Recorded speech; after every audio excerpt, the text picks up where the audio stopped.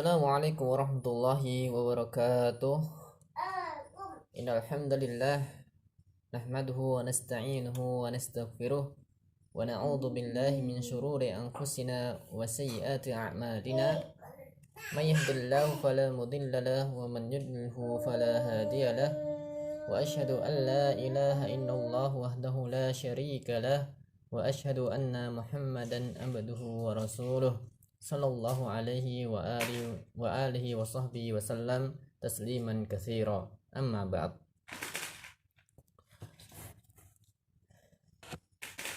Segala puji bagi Allah, Rabb semesta alam.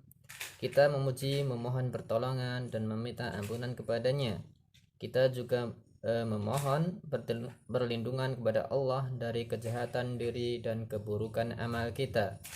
Siapa yang diberi petunjuk, maka tidak ada yang bisa menyesatkannya. Siapa yang disesatkan, maka tiada yang mampu memberinya petunjuk.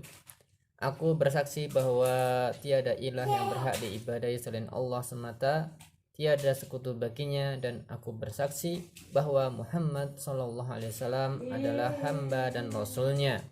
Salawat teriring salam semoga terlimpah kepada beliau, keluarga, dan para sahabat.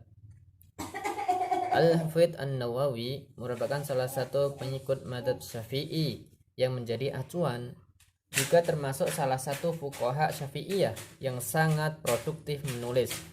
Beliau membuat banyak sekali karya tulis di berbagai disiplin ilmu, seperti di bidang hadis dan ilmu-ilmu hadis. Dalam bidang ilmu bahasa, beliau menulis kitab Tahdzibul Asma' wal Lughah. Sebenarnya beliau termasuk orang yang paling berilmu dan wallahu alam paling ikhlas dalam menulis. Sebab banyak sekali karya tulis beliau yang beredar luas di dunia Islam. Kitab Riyadhus Shalihin hampir dibacakan di setiap masjid. Karya-karya tulis beliau yang tersebar luas di dunia menjadi salah satu bukti niat baik beliau. Karena sambutan hangat dan penerimaan atas karya-karya tulis merupakan salah satu bukti tulusnya niat si penulis. Beliau adalah seorang mujtahid, dan seorang mujtahid bisa keliru dan bisa benar. Beliau keliru dalam sejumlah masalah asma wa sifat. Beliau banyak menakwilkan nama-nama dan sifat-sifat Allah, namun tidak mengingkarinya. Sebagai contoh, Allah bersemayam di atas arsy.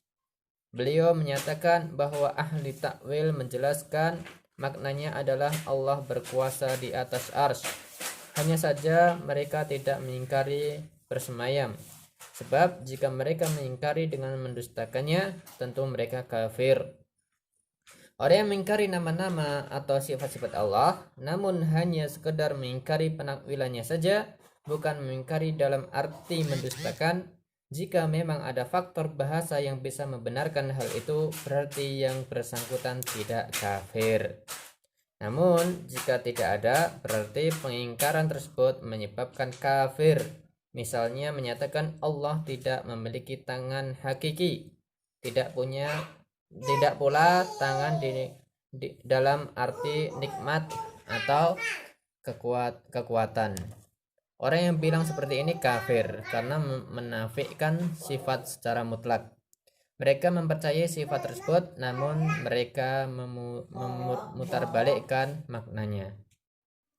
Kesalahan-kesalahan dalam menakwilkan sebagian nas sifat-sifat seperti terjadi pada Imam Nawawi ini tertutupi oleh begitu banyak keutamaan dan manfaat yang beliau miliki. Kekeliruan yang terjadi ini menurut hemat kami tidak lain bersumber dari hasil ijtihad dan takwil semata. Semoga termasuk kesalahan yang terampuni, dan semoga kebaikan dan manfaat yang beliau persembahkan termasuk amal baik yang patut mendapat balasan baik, serta termasuk dalam firman Allah, perbuatan-perbuatan baik itu menghapus kesalahan-kesalahan. Setahu kami Imam Nawawi adalah orang soleh dan mujtahid, dan setiap mujtahid itu kadang benar dan kadang salah. Ia mendapat satu pahala jika salah dan dua pahala jika benar. Beliau memiliki banyak sekali karya tulis. Di antara karya tulis beliau yang terbaik adalah buku Al-Arba'in An-Nawawiyah ini. Meski jumlah hadis yang tertera bukan 40 tetapi 42 hadis, orang Arab memang biasa tidak menyertakan pecahan bilangan dan hanya menyebut puluhannya.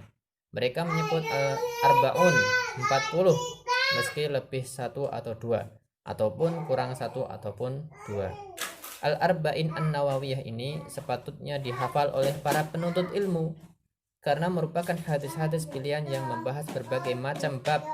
Tidak seperti kitab-kitab lain, misalnya jika kita cermati kitab Umdatul Ahkam, memang isinya hadis-hadis pilihan, namun hanya membahas satu bab saja, yaitu bab fikih. Berbeda dengan Al-Arba'in An-Nawawiyah ini yang membahas berbagai macam bab. Seraya memohon pertolongan kepada Allah, kami akan mengulas karya Imam An-Nawawi ini. Wallahu a'lam bishawab. Assalamualaikum warahmatullahi wabarakatuh.